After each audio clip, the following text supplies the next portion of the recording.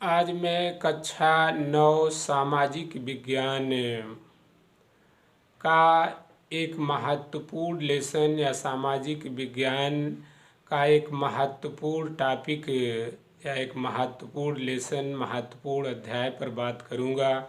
जैसा कि ऑनलाइन कक्षाओं के क्रम में बातें या व्याख्यान लेक्चर चल रहे हैं, लगातार मैं जो है पढ़ा रहा हूं और ऑनलाइन बच्चों को जो है सारी सुविधाएं या बच्चों की पढ़ाई का जो है पूरा ख्याल रखते हुए ऑनलाइन कक्षाएं चल रही हैं। उसी क्रम में आज मैं रूस की क्रांति को पढ़ाऊंगा, जो कि कक्षा 9 सामाजिक विज्ञान के फर्स्ट पार्ट या हिस्ट्री वाले पार्ट का एक महत्वपूर्ण लेसन है। और यही नहीं, अनेक दृष्टिकोणों से, अनेक जो है संदर्भों से यदि हम बात करें तो रूस की क्रांति अपने आप में एक अलग स्थान रखती है। रूस की क्रांति अपनी एक अलग पहचान रखती है। रूस की क्रांति को युगांतकारी घटना कहा जाता है। जैसा कि हमने प्रोजेक्ट में भी इस संदर्भ में प्रश्न दिए हुए हैं कि रूस की क्रांति अपने आप में एक अलग क्रांति थी, विश्व को एक नया जो है दर्शन देने वाली थी, विश्व को एक नया जीवन प्रदान करने वाली थी, या एक युग को बदलने वाली थी। युगांतकारी, एक युग का अंत करने वाली और दूसरे युग का शुरुआत करने वाली घटना के रूप में भी इस क्रांति को जाना जाता है, इस क्रांति को माना जाता है।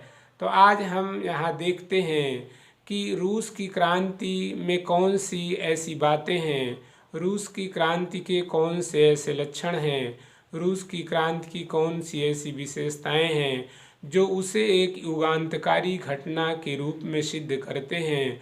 रूस की क्रांति को आखिर युगांतकारी घटना क्यों कहा जाता है, उसने किस युग का अंत किया और किस युग की शुरुआत की, इस संदर्भ में आज मैं बात करूंगा।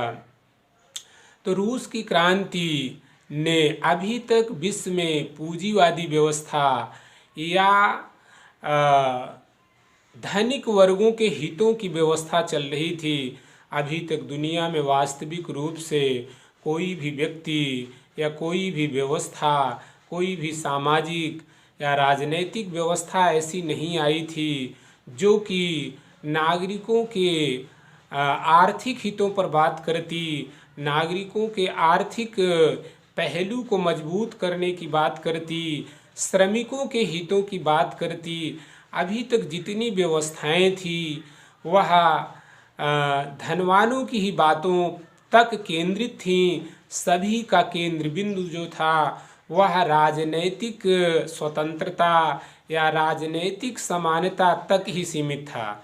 तो ध्यान से समझिएगा इस बात को कि अभी रूस की क्रांति के पूर्व जो भी घटनाएं हुई, रूस की क्रांति के पूर्व जो भी क्रांतियां हुई, उनका मुख्य आधार राजनैतिक स्वतंत्रता और राजनैतिक समानता पर अधिक बल दिया गया था। वे क्रांतियां आर्थिक समानता या आर्थिक स्वतंत्रता पर बल नहीं दिया था। और ध्यान रहे कि राजनैतिक समानता या राजनैतिक स्वतंत्रता जो है गरीबों के हित में नहीं होती है, मजदूरों के हित में नहीं होती है, किसानों के हित में नहीं होती है, क्योंकि वोट देने से या मतदान कर देने से या विचारों की स्वतंत्रता मिल जाने से व्यक्ति का जो है जरूरी आवश्यकताएं जो है वो पूरी होने वाली नहीं हैं। और राजनैतिक स्वतंत्रता या राजनैतिक समानता जो है वह जब तक व्यक्ति का जो है आर्थिक रूप से व्यक्ति इस लायक नहीं होगा तब तक वह राजनैतिक स्वतंत्रता और राजनैतिक समानता का उपभोग नहीं कर सकता है। राजनैतिक स्वतंत्रता और राजनैतिक समानता का महत्व तो उसके लिए होता है जिसकी आर्थिक स्थिति मजबूत होती है, आर्थिक स्थिति सबल होती है। अभी तक की जितनी भी व्यवस्थाएं रही हैं वह इसी पर जोर दी हैं। और इससे हुआ क्या है, समाज दो वर्गों में बंट गया है।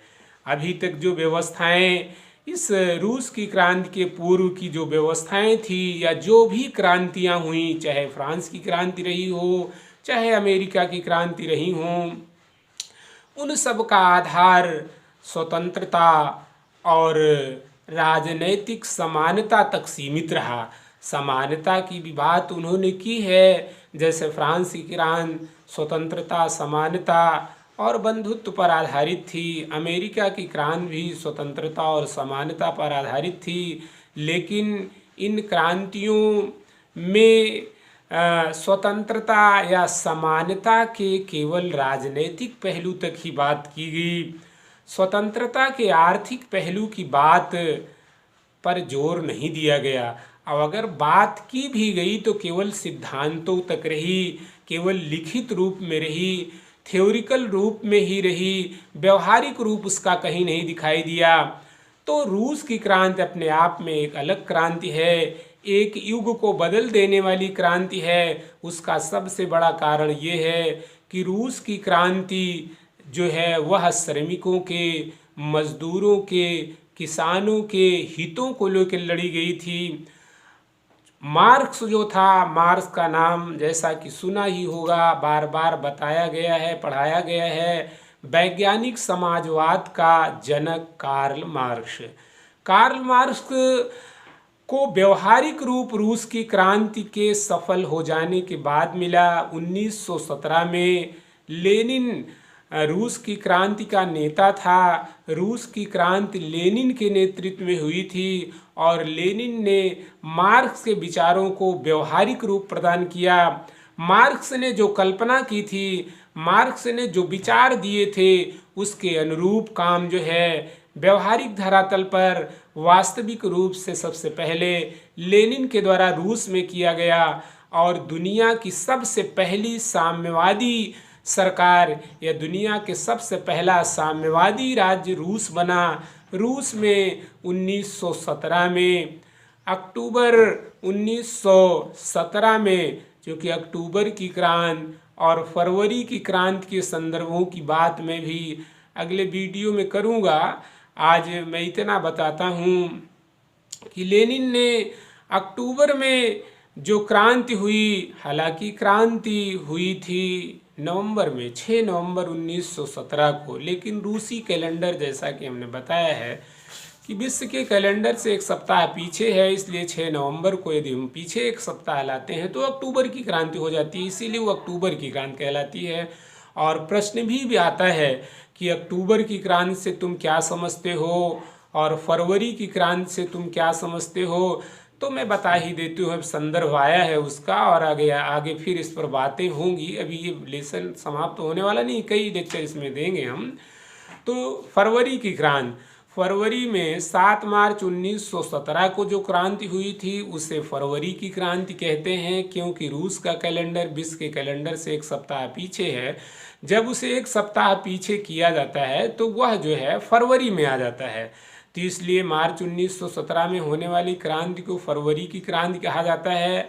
और यह क्रांति रूस में अस्थायी नहीं हुई और यह क्रांति केरेंस्की के नेतृत्व में हुई थी और केरेंस्की जो है वह सही ढंग से क्रांति को उनका नेतृत्व नहीं कर पाया और जनता की आकांक्षाओं पर, उनके उम्मीदों पर खरा नहीं उतरा और आगे चल कर के अक्टूबर 1917 में लेनिन के नेतृत्व में रूस की क्रांति फिर हुई। बोल्शेविक दल के नेतृत्व में लेनिन ने रूस में जो क्रांति की उसे जो है वास्तविक क्रांति और मार्क्स के विचारों पर आधारित क्रांति कहा जाता है। तो बहुत महत्वपूर्ण प्रश्न ये हैं कि आते हैं कि रूस की क्रांति का नेता कौन था, तो याद रखिए लेनिन था।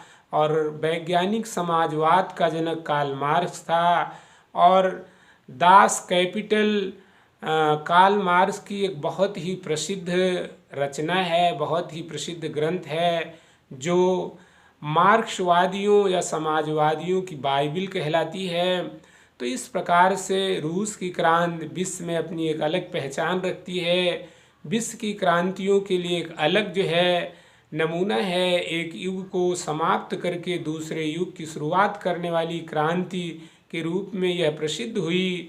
तो आज यहीं तक। अब फिर आगे हम इससे संदर्भित बातें और इससे जो भी महत्वपूर्ण तथ्य और टॉपिक हैं उन पर बातें फिर आगे की जाएंगी।